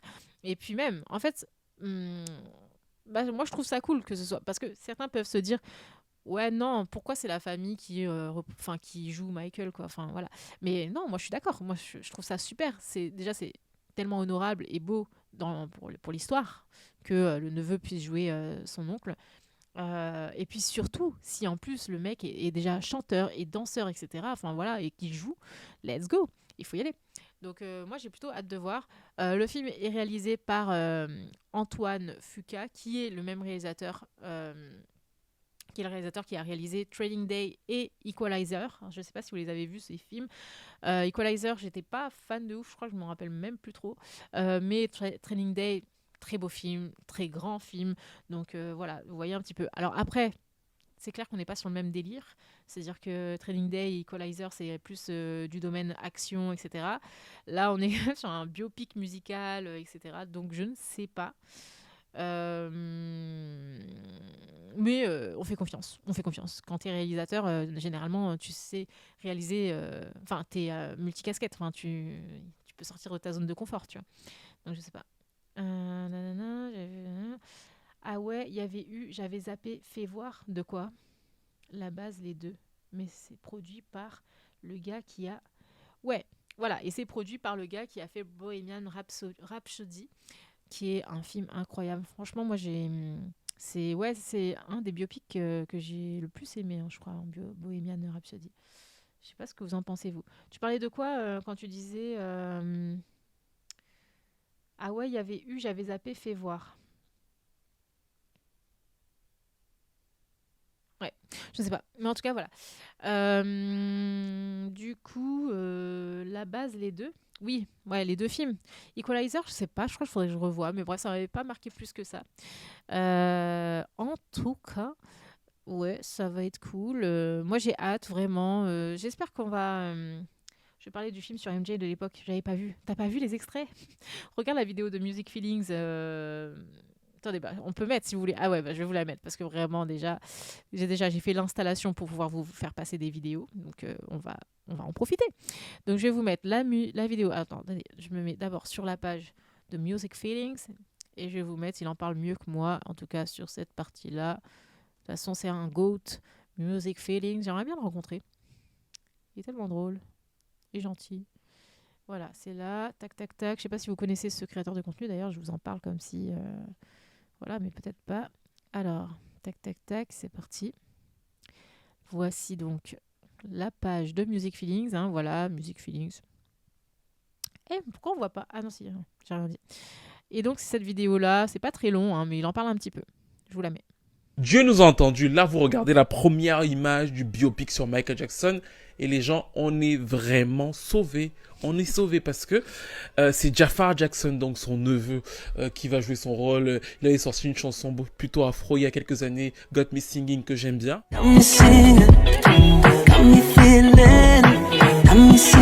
Il a vraiment un peu le timbre des fameux Jackson, mais c'est même pas ça. Le truc qui fait qu'on est sauvé par rapport à ce biopic, c'est que vous vous rappelez du film sur Michael Jackson de BET.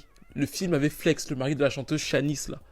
Le film, là, nous avait traumatisés pour les plus jeunes. Il y a eu un film sur Michael Jackson à l'époque. Le film, là, était traumatisant parce que c'est Flex, donc le mari de la chanteuse, qui joue Michael Jackson. Sauf que déjà, l'acting est horrible. Mais je crois qu'ils avaient pris la farine pour verser sur son visage parce que quand Michael Jackson... Je m'en remettrai jamais, regardez. That was fantastic, man. Okay. I will remember this forever. What's the date? 5 minutes after midnight, September 11, 2001. Non, mais les scènes de ce film étaient incroyables, c'est un bêtisier. Et rendez-vous compte, Michael Jackson était vivant, donc Michael Jackson a vu ce film.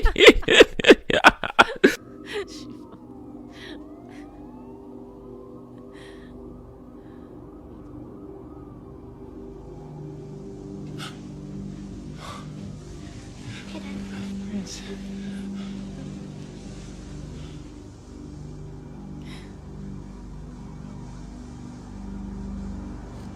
Mother. Michael. Bobby. Oh my God. Is this real? It's Armageddon. It's the beginning of the end.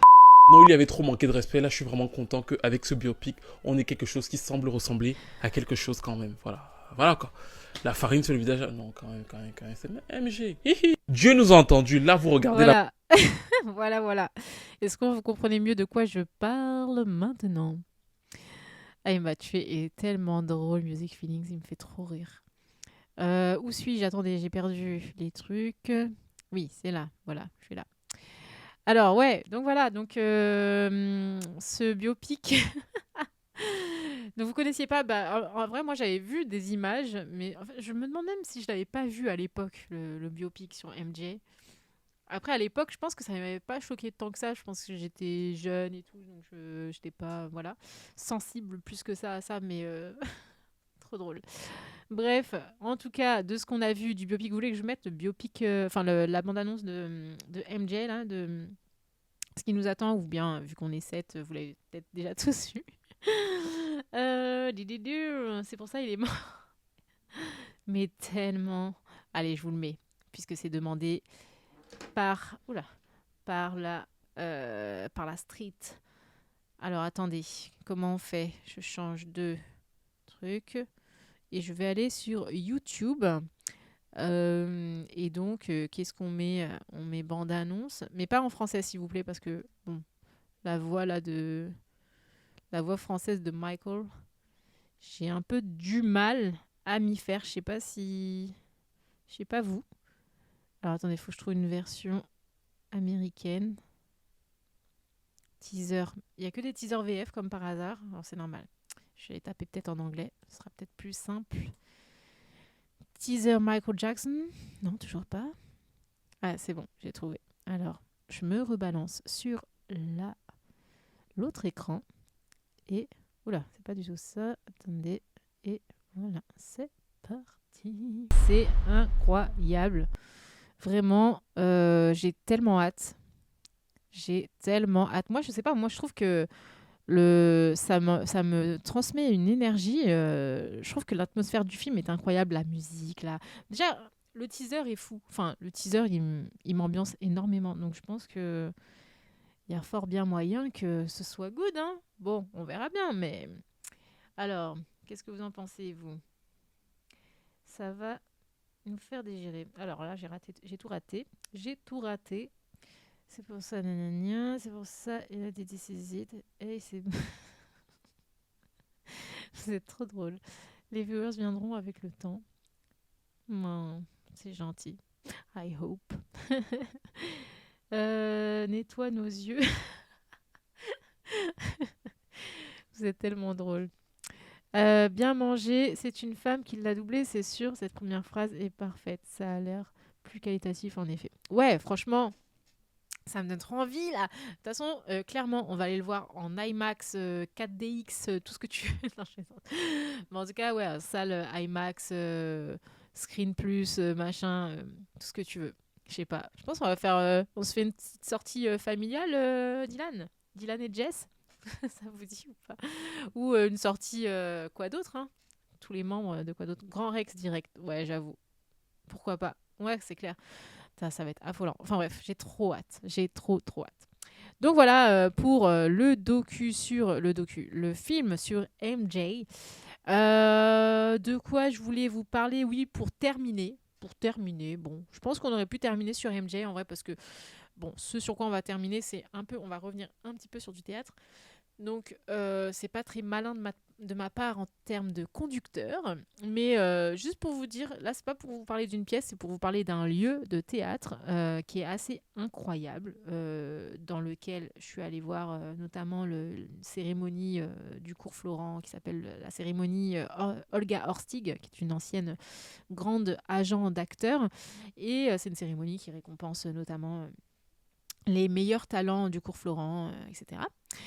Donc à travers une pièce, enfin bref, qui mettent en scène et tout, mais c'est pas pour ça que je vous parle de ça. Je vous parle de ça surtout pour le lieu qui est incroyable. Le lieu où on est parti voir cette cérémonie, c'est un théâtre qui s'appelle le Théâtre des Bouches du Nord et qui est... j'ai jamais vu un théâtre comme celui-là, vraiment. Genre c'est un théâtre où tu as l'impression de faire un bond dans le passé, tellement... en fait, c'est un théâtre qui est encore dans son jus. Donc les murs sont défraîchis, mais il est... gigantesque. C'est trop beau. Vraiment, c'est magnifique. Je ne sais pas comment vraiment vous décrire ce théâtre, mais donc il est situé dans le 10e arrondissement et c'est un théâtre du 19e siècle. En fait, à l'origine, c'était vraiment un théâtre populaire de quartier et qui servait aussi pour les concerts, etc. Et en fait, il a vraiment conservé sa patine de l'époque. Donc les murs, ils sont, comme je vous disais, ils sont encore bruts, c'est-à-dire qu'on voit encore on voit la pierre, on voit la peinture qui est écaillée, le plafond qui est un peu vieilli, etc. Et en fait, il a un charme exceptionnel. Et franchement, pour faire beaucoup de théâtre avec Kevin, parce qu'on va voir beaucoup de pièces et de spectacles et tout, ce théâtre, il est magnifique. Donc, je sais pas quelle est sa programmation en ce moment et tout. D'ailleurs, même Kevin, il n'a jamais vu ce théâtre de l'intérieur. Mais vraiment, faut vraiment qu'on essaye d'aller voir une pièce parce que... bon, moi, j'ai pu en profiter du coup le temps d'une soirée, mais on n'était pas super bien placés vu que nous, on est les premières années du cours Florent, donc on était en haut et que tout en bas, auprès de la scène, c'était les producteurs, etc., les directeurs de casting qui venaient voir les jeunes du cours Florent jouer. Du coup, voilà, mais il y a une proximité, c'est-à-dire qu'il n'y a pas de scène. C'est un théâtre un peu circulaire, vraiment. C'est un peu circulaire. La scène, il y a une scène, mais je veux dire, elle n'est pas surplombée. Genre vraiment, ceux qui sont assis au premier rang, ils sont sur la scène, quoi. Non, c'est incroyable. Et surtout, cette atmosphère, les murs, les colonnes, enfin, c'est trop beau, vraiment trop beau. Je vous mets pas d'image parce que je veux que vous puissiez avoir la surprise en entrant dans ce théâtre de découvrir un truc exceptionnel. Voilà. Donc voilà, je voulais terminer là-dessus, parler de ce lieu. Qui est beau, qui est magnifique. Et tiens, coucou Bilal. Alors, devinez qui vient de finir le Grand Prix et qui vient passer une tête. D'ailleurs, Gaëlle, je cherche un théâtre pas cher pour un premier date. Tu me conseilles quelle pièce et où? J'avais pensé à l'émission TLMS, mais elle est occupée ce jour-là. Ah, mais c'est trop mignon, c'est trop chou de chercher un lieu pour un date. Alors effectivement, déjà, tu me laisses répondre, bébé, parce que là, pour tout ce qui est question de date, n'hésite pas, je peux te conseiller pour charmer, pour séduire une jeune femme, si bien sûr tes intentions sont louables, sinon... passe ton chemin. mais ouais, avec grand plaisir. Les pièces, tout à l'heure, je parlais justement notamment d'une pièce qui est pour moi l'une des meilleures que j'ai vues cette année, qui est pour moi l'une des plus belles découvertes de cette année, et c'est le Cercle des poètes disparus qui joue au Théâtre de la Madeleine, mis en scène par Olivier Soliveres, d'écorcher son nom, qui est un GOAT de la mise en scène. J'ai besoin, mes intentions sont mariage. Ok, bon bah super, ok, t'es au bon endroit. Et bah avec plaisir, n'hésite pas. Si je peux te donner des conseils, tout ce que tu veux, mais avec grand plaisir. Mais en tout cas, oui, le cercle des poètes disparus. Après, pour un date, attends. Effectivement, passeport.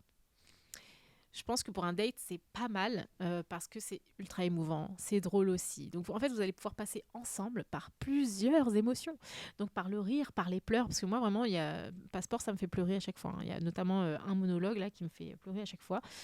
C'est touchant et surtout c'est aussi engageant, c'est engagé. Donc si elle est sensible un petit peu à tout ça, ça va vraiment lui parler. Hein. Passeport, c'est pour mon anniv, je me la réserve avec ma mère. Ok. J'avoue, la daronne passe avant tout, donc on peut pas contrer. Alors dans ce cas, je te conseille, le cercle des poètes disparus. Attends, laisse-moi réfléchir un petit peu. Dans les pièces qui m'ont touché le plus, le cercle des poètes disparus. Bon bébé, si tu veux proposer une pièce, je sais pas. Attends, je réfléchis, mais attends, mais en plus j'ai une liste de tout ce que j'ai vu tellement j'oublie tout ce qu'on a vu. Après, il y a les comédies musicales aussi. Allez, vas-y, Kevin, je vois que Gaël galère. Les producteurs. Ah, la petite boutique des horreurs, pourquoi pas. Après, bien sûr, ah oui, si t'as pas vu Le Roi Lion, non, surtout pas ado. Enfin, c'est pas que c'est nul, mais c'est que c'est pas pour un date. Le Roi Lion, est-ce que tu l'as vu, Le Roi Lion? Parce que vraiment, moi, dans mes comédies musicales préférées, c'est quand même Le Roi Lion, Hamilton, comme pour Kevin, et Michael Jackson. Sauf que Hamilton et Michael Jackson ne jouent pas en France. Donc du coup, il reste Le Roi Lion.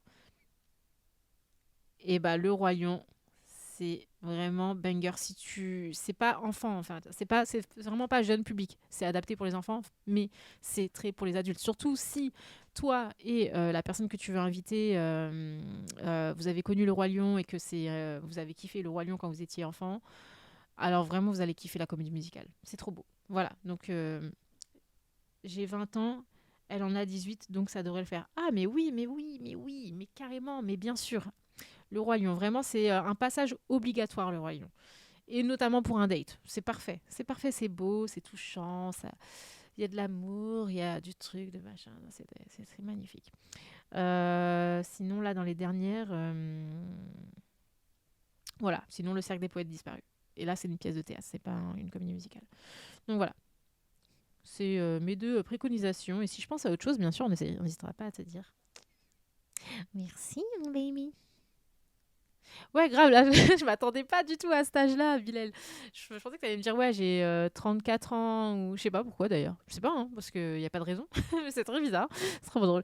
Parce que peut-être comme t'es un Crax, mais c'est ça, parce que t'es un Crax de base, t'es dans les émissions. Alors, Crax, donc pour ceux qui ne connaissent pas, c'est le nom de la communauté de Kevin, qui anime 4 fois par semaine son émission qui s'appelle Chez Kevin Razi. Donc CKR. Et donc Crax pour les CKRax, donc les membres de la communauté de Kevin. Voilà. Et donc oui, je veux bien faire des choses de vieux, mais quand même... non, ouais, voilà. En fait, je pensais que... Non, mais parce que je t'ai jamais vu, on s'est jamais vu avec ou sans la barbe, mon ref, c'est ça qui fait. Peut-être qu'on s'est vu à Tout le monde le sait. Je sais plus. Mais en fait, je dis ça parce que comme tu fais partie de la communauté de Kevin et que tu viens de là, pour moi, la moyenne d'âge de la commune de Kevin, bah, c'est plus dans la trentaine. C'est pour ça, c'est vraiment pour ça. Oui, on s'est vu. Tu l'as pas vu avec sa tétine? C'est chiant. Mais arrête, on s'est vu. Je suis le plus jeune, je crois. Il était dans le berceau. Mais t'étais là ou pas? Je me rappelle plus. En même temps, moi, comme j'ai dit tout à l'heure, j'arrive pas à faire 1000 choses à la fois. Et j'étais avec mes gros bons becs dans le berceau. Personne qui va me répondre. Ok, bon, je sais pas si t'étais là. J'étais. Mais si on s'est vu et que j'ai oublié, à quoi tu ressembles? Je m'excuse 1000 fois. Je te demande pardon 1000 fois plutôt. Bah oui, mais j'arrive pas à me rappeler. Bon, bah c'est pas grave. Bah la prochaine fois, tu viendras m'engueuler. Parce que la prochaine émission, tout le monde le sait, de Kevin Razi, c'est un petit peu l'instant promo. Ce sera le 29 novembre, le samedi 29 novembre, précisément à 14h. Et pour la deuxième émission, ce sera tournage à 15h. Donc vous pouvez venir pour les 2 émissions, bien sûr. Les billets sont en vente. N'hésitez pas, les quoi d'autres members, à mettre le lien de la billetterie. Et voilà. Gaël, t'aurais pu nous faire une Pascal Pro et prends les mocos avec les doigts. Les mocos. Ah Never. Oui, désolée. Alors, désolée, je me suis mouchée. Parce qu'en fait, je sais pas, le nez qui coule. Faut savoir que je crois que j'ai un problème. Parce que mon nez, il coule toute l'année. Genre, vraiment. Je sais pas si vous êtes comme ça, vous aussi. Mais vraiment, c'est une galère. C'est trop chiant. Genre, en été comme hiver. Alors, je sais pas s'il y a des médecins dans l'assemblée. Mais c'est chiant. T'es pas la seule à avoir ce problème. Ah ouais, bah ouais, mais quelles sont les solutions? Quelles sont les solutions? Il y a de plus en plus de pollen, donc si tu es allergique. Mais pourtant, je suis pas allergique. Alors, si ça se trouve, je suis devenue allergique et du coup, je suis dans le déni depuis tellement d'années. Mais il me semble pas pourtant. Parce que, en fait, c'est vraiment toute l'année et je sais pas. Mais en fait, ça dépend des. Ouais, bref. Voilà. Là, vous voyez, il y a zéro raison. Et genre, la monnaie, il coule, en fait. Pourquoi? Donc voilà. Va faire coucou au médecin MDR, t'as rien à perdre. Ouais, c'est clair. Ouais, c'est vrai. Je pense que je vais faire ça. Je vais lui en parler. Oui. Il va me dire, oh oui. Oui, bah, c'est parce que. Voilà. Je sais pas. Vous savez, les petits problèmes comme ça, des fois, on a honte de demander au médecin pour les vieux trucs qui sont minimes comme ça, qui sont pas handicapants en soi au quotidien, mais qui nous, nous, on traîne ça pendant des années. Et en fait, on n'a pas envie de déranger le médecin avec ça, quoi. Tu te dis, il doit se dire, mais viens me voir, viens me déranger pour des vrais problèmes, s'il te plaît, parce que. Mais c'est son boulot, ouais, c'est vrai. Clairement. Ouais. D'ailleurs, faut que je prenne rendez-vous, parce que dernièrement, j'étais un peu en carence de fer. Et il faudrait peut-être que je prenne rendez-vous. Et en plus, la dernière fois aussi, j'ai eu comme un emballement du cœur. Ça m'a fait bizarre. Donc voilà, je sais pas. Des fois, est-ce que ça vous arrive ça aussi, des palpitations fortes du cœur d'un coup et en plus après ça s'arrête? Ouais, ah ouais, non mais c'est vrai qu'on entend rarement des hommes qui ont des carences de fer. Je sais pas. Vraiment, chacun ses problèmes. Hein, c'est toujours comme ça. Hein. Ça m'arrive quand je dors pas. Quand je dors pas. Ah, quand tu manques de sommeil. Mhm. Ok, il y a peut-être un lien avec ça. Ouais, c'est vrai. Oui, ça peut arriver. C'est souvent un pic de stress. Ouais, mais pourtant, des fois, ça peut être aussi vraiment quand je suis en plein repos, genre vraiment bien. Je suis pas stressée. Et voilà. Petit surmenage, Magali. Ah, mais oui, mais évidemment, il faut que je demande à Kiki. Oui, donc petit instant promo encore pour Kiki. Cette fois, qui est du coup sur les réseaux sociaux. Alors attendez, je vais retrouver, je vais vous dire sa page. Qui est naturopathe et qui est masseuse naturopathe. Masseuse et naturopathe. Donc elle peut faire les deux, ou elle peut faire les deux en même temps, ou les deux séparément. Donc et du coup, au-delà du fait qu'elle peut vraiment vous prodiguer des massages exceptionnels, et je peux en témoigner parce que j'ai vécu ce moment entre ses mains, j'ai eu cette chance-là. Donc au-delà de ce fait-là, elle peut aussi vous conseiller sur votre alimentation, sur votre hygiène de vie et sur votre santé mentale pour vous aider à atteindre vos objectifs et à vous sentir mieux dans votre corps. Donc voilà, dis-moi Kiki, j'espère que je donne les bons termes, mais en gros c'est à peu près ça. Et ça de façon naturelle, c'est-à-dire que sans médicaments, sans produits illicites, sans produits nocifs en tout cas pour la santé. Et vraiment, ce qu'elle fait, c'est exceptionnel. Donc, n'hésitez pas à la consulter. Ah, très bonne description. Ouais, je suis ravie. J'ai bien compris, alors. J'ai bien compris ce que tu fais. Donc, voilà. Si tu veux, Kiki, mets ton lien, en tout cas, de ta page ou de ton contact. Comme ça, les gens pourront te contacter si besoin. Et donc, elle prodigue les massages dans le 77. Donc, si vous êtes dans ce coin-là, n'hésitez pas. Vraiment, elle a des mains magiques. Des mains de fée, donc vous allez passer un bon moment. Et en plus, à un prix abordable, parce que souvent sur Paris, c'est vrai que les massages sont très onéreux et ça fait tellement du bien, les massages. Et franchement, je pense qu'on sous-estime le bienfait du massage. Alors, on sous-estime peut-être aussi parce que c'est coûteux et qu'on se dit, bon, tant pis. Mais en tout cas, moi, là, en faisant je sais plus combien d'heures de danse par semaine entre les claquettes, le jazz, le classique et le hip-hop et le machin et le truc, je peux vous dire que j'aurais vraiment bien besoin de massage et que c'est là que je me dis, ouais, mais c'est trop cher en fait. Hein. Enfin, on va pas s'amuser à lâcher des 80, 120 ou 150 euros par mois. Donc tant pis, on va continuer de souffrir en silence. Mais même au-delà de faire du sport ou de la danse, ça peut... Parce que même avant, quand je faisais pas trop de sport, j'ai toujours eu des tensions là derrière, ici, là, dans le dos, le haut du dos et tout. Et franchement, parce que le stress du travail, par exemple. Au travail, on peut être stressé par tellement de choses qu'on est tout le temps dans une position comme ça. On ne s'en rend pas compte, mais on a tendance à se recroqueviller, à lever un peu les épaules, là, à courber les chines. Et ça nous crée des tensions qui impactent tout, en fait, qui impactent tout dans nos vies, y compris la qualité du sommeil. Sauf que la qualité du sommeil, c'est nécessaire pour ensuite se sentir mieux. Bref, tout est un cercle vicieux. Et donc, bref, tout ça pour dire, allez voir Kiki, si en tout cas, elle n'est pas trop loin de chez vous. Ça vaudra vraiment le déplacement. Voilà, Insta, Christelle Razi. Oui, venez, car les prix sont vraiment abordables. Voilà.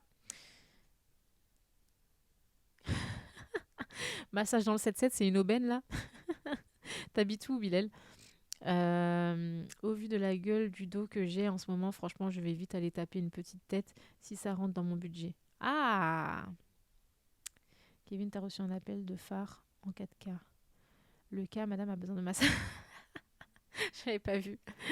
En effet. En plus, Kevin masse très bien. Ne négligez pas la natation aussi pour le dos. Ah ouais? Ouais, mais en ce moment, je suis en mode brushing, donc flemme de gâcher mon brushing, en fait. Mais j'avoue, quand je passe en frisé, ouais, pourquoi pas une piscine? Faudrait qu'on trouve une piscine bébé, parce qu'on s'en est déjà parlé. Et j'avoue que si, en plus, ça soulage les douleurs du dos, mais avec plaisir. Oh là là, j'ai tellement mal en ce moment. Kevin a besoin de massage.